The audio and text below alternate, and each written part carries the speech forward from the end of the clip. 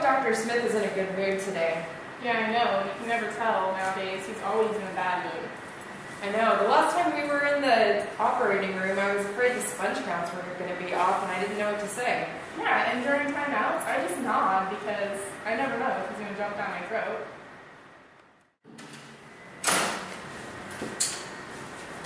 Hi, Dr. Smith. All right, let's get this going. Pull out my sleeves. Timing. Looks like we're running behind schedule, so let's get a move on, okay?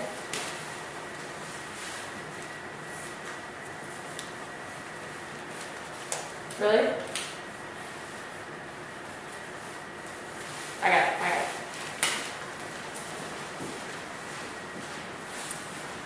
Okay, so can you hand me the clamp? Oh, sorry. Really, you're going to waste 5 minutes of my time? I'll get you another one. Hey, Laura, can I talk to you a minute? Sure. So, we just got out of the OR with Dr. Smith, and he's on edge today. He's been like that more and more lately, and I feel like we never know when he's going to be on edge. So, we thought maybe you could talk to him since you have a good relationship with him, maybe?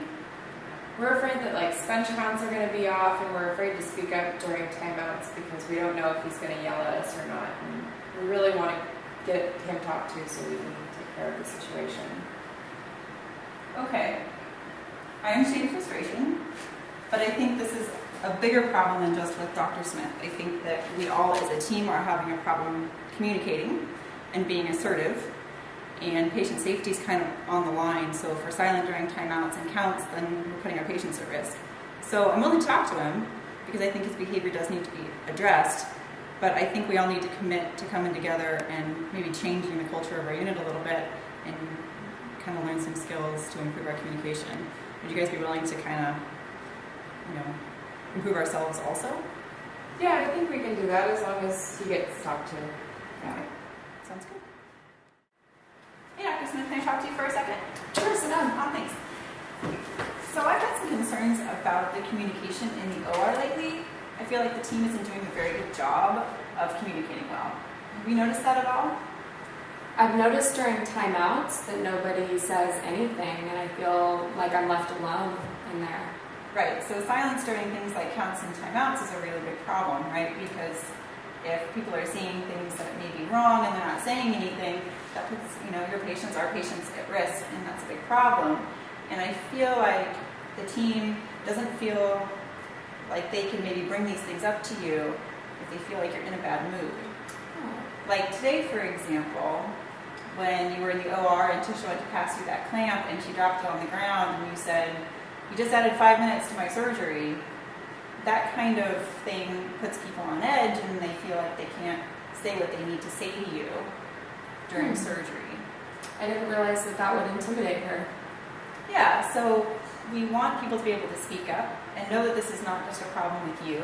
This is a whole unit problem. We seem to kind of have a problem with communicating well and being assertive and saying what we need to say at the right moments. And so I've been talking to some people, and I think we're going to be implementing some big changes around here regarding assertiveness and communication. So I just wanted to kind of bring this to your attention, let you know this is something that's been going on, but we're going to be making some changes. And I wanted to see if you would be willing to commit to making some changes too, and being more receptive when the team brings things to your attention during surgery that may be important for patient safety. And maybe you can be a little more patient with them when they do that.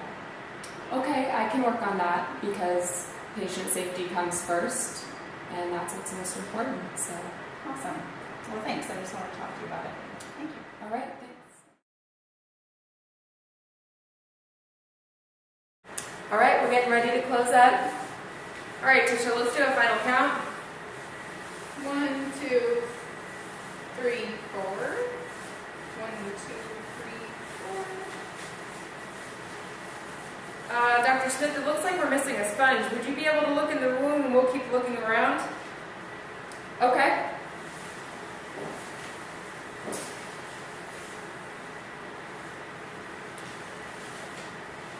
Here it is. Thank you for bringing that to my attention. I could have missed that. You're welcome.